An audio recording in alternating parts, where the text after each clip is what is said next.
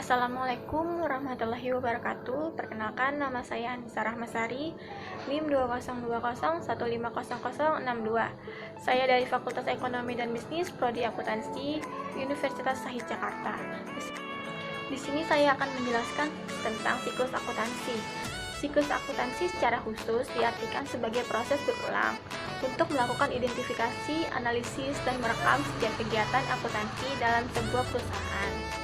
Untuk mendapatkan siklus akuntansi yang sesuai, diperlukan beberapa langkah, yaitu yang pertama, transaksi, yang kedua, bukti transaksi, yang ketiga, pencatatan jurnal, yang keempat, buku besar, yang kelima, neraca saldo, yang keenam, jurnal penyesuaian, yang ketujuh, neraca lajur, yang kedelapan, laporan keuangan, yang kesembilan, jurnal penutup.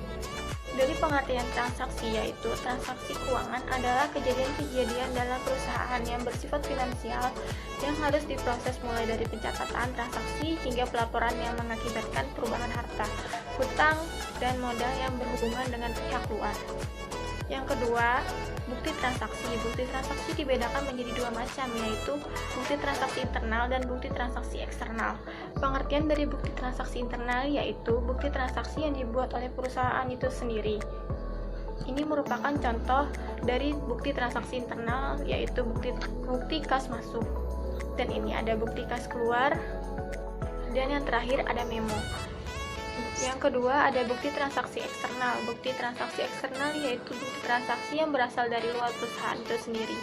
Ini merupakan contoh dari bukti transaksi eksternal, yaitu faktur.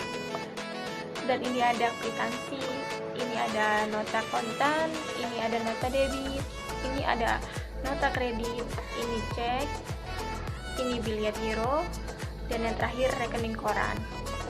Selanjutnya ada pencatatan jurnal atau sering disebut dengan jurnal keuangan, yaitu pencatatan transaksi keuangan secara sistematis milik suatu organisasi atau bisnis yang dibedakan menjadi dua macam, yaitu jurnal khusus dan jurnal umum. Yang pertama ada jurnal umum, yaitu jurnal yang digunakan untuk pencatatan segala jenis transaksi keuangan dalam suatu bisnis pada periode tertentu. Ini merupakan contoh dari jurnal umum. Yang kedua ada jurnal khusus, yaitu jurnal yang dikelompokkan secara khusus sesuai dengan transaksinya. Ini merupakan contoh dari jurnal khusus. Ini merupakan perbedaan dari jurnal umum dan jurnal khusus. Selanjutnya ada buku besar. Buku besar yaitu kumpulan akun-akun yang digunakan untuk meringkas transaksi yang telah dicatat dalam suatu jurnal. Buku besar dibagi menjadi 4 bentuk, yaitu bentuk T, bentuk kontrol, bentuk stafel berkolom saldo tunggal, bentuk stafel berkolom saldo rangkap. Ini merupakan contoh bentuk T. Ini merupakan contoh bentuk kontrol. Ini merupakan bentuk stafel berkolom saldo tunggal. Ini merupakan contoh bentuk stafel berkolom saldo rangkap.